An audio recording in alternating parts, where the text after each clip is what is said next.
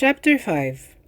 Within a short walk of Longbourn lived a family with whom the Bennets were particularly intimate. Sir William Lucas had been formerly in trade in Meryton, where he had made a tolerable fortune and risen to the honour of knighthood by an address to the king during his mayoralty. The distinction had perhaps been felt too strongly. It had given him a disgust to his business and to his residence in a small market town, and quitting them both, he had removed with his family to a house about a mile from Meryton. Denominated from that period Lucas Lodge, where he could think with pleasure of his own importance and unshackled by business, occupy himself solely in being civil to all the world. For though elated by his rank, it did not render him supercilious. On the contrary, he was all attention to everybody, by nature inoffensive, friendly, and obliging. His presentation at St. James's had made him courteous. يعني الراجل كان تاجر وبعدين بقى ادوله نايت هود بقى وبقى سير بقى وبتاع واتبسط بنفسه فقال لك لا انا كبرت على التجاره وراح ساب ميريتون المدينه اللي هي التجاريه اللي كان قاعد فيها وراح قعد بقى اشترى بيت وعايش فيه. دول اللي هما جيران البناتس يعني وبقى مبسوط بنفسه بس كان لسه ايه ما بقاش متعنطز قوي يعني.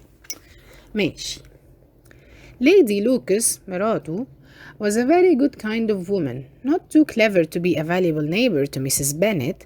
They had several children, the eldest of whom, a sensible, intelligent young woman about 27, was Elizabeth's intimate friend.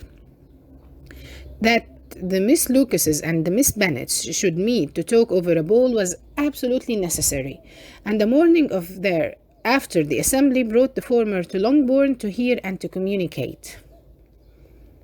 You began the evening well, Charlotte, said Mrs. Bennet with civil self-command to Miss Lucas. You were Mr. Bingley's first choice. Yes, but he seemed to like his second better, said Miss Lucas. Oh, you mean Jane? I suppose. Because he danced with her twice. To be sure, that did seem as if he admired her. Indeed, I rather believe he did. I heard something about it, but I hardly know what. Something about Mr. Robinson. Perhaps you mean what I overheard between him and Mr. Robinson? Did not I mention it to you? Mr. Robinson's asking him how he liked our Meryton assemblies, and whether he did not think there were a great many pretty women in the room, and which he thought the prettiest, and his answering immediately to the last question, oh, the eldest Miss Bennet, beyond a doubt. There cannot be two opinions on that point. يعني بينجلي خلاص شايف جين أحلى حاجة في تاريخ البشرية وميسيس بنت أمها عارفة بس بتحب تسمعها تاني. حقها بصراحة يعني ست مبسوطة ببنتها.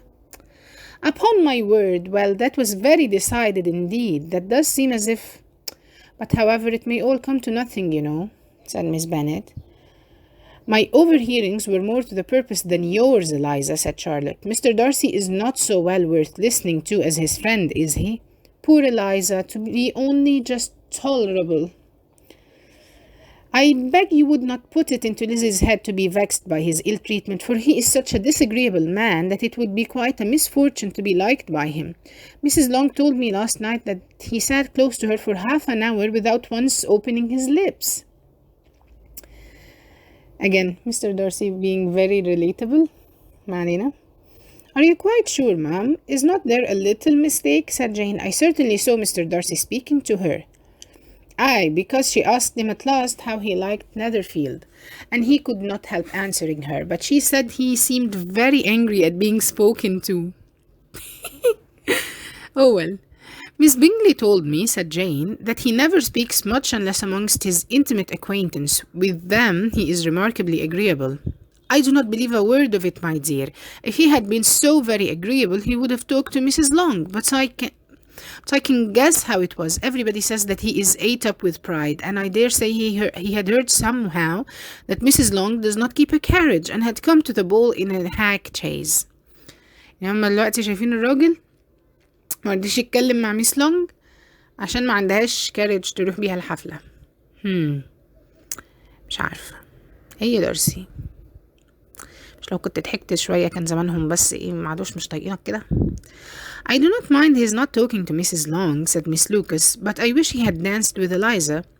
Another time, Lizzie, said her mother, I would not dance with him if I were you. أم بقى شايلة ضغائن بقى عشان بنتها حقها. I believe, ma'am, I may safely promise you never to dance with him, said Elizabeth. Sure. His pride, said Miss Lucas, does not offend me so much as pride often does because there is an excuse for it. One cannot wonder that so very fine a young man with family fortune, everything in his favor, should think highly of himself.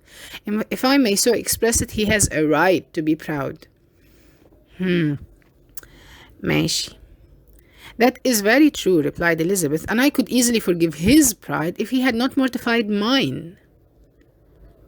Pride, observed Mary, who piqued herself upon the solidity of her reflections, is a very common feeling, I believe. By all that I have ever read, I am convinced that it is very common indeed, that human nature is particularly prone to it, and that there are very few of us who do not cherish a feeling of self-complacency on the score of some quality or other, real or imaginary. Vanity and pride are different things, though the words are often used synonymously. A person may be proud without being vain. Pride relates more to our opinion of ourselves, vanity to what we would have others think of us. If I were as rich as Mr. Darcy, cried a young Lucas who came with his sisters, I should not care how proud I was. I would keep a pack of foxhounds and drink a bottle of wine every day. هيبقى سكير يعني. برافو عليك. Then you would drink a great deal more than you ought, said Mrs. Bennet. And if I were to see you at it, I should take away your bottle directly. Ash Mrs. Bennet. The boy protested that she should not. She continued to declare that she would, and the argument ended only with the visit. Okay, الست قاعدة تتخانق مع العيل الصغير بس يعني معاها حق برضه. سيبوا الواد يبقى سكين ما يصحش.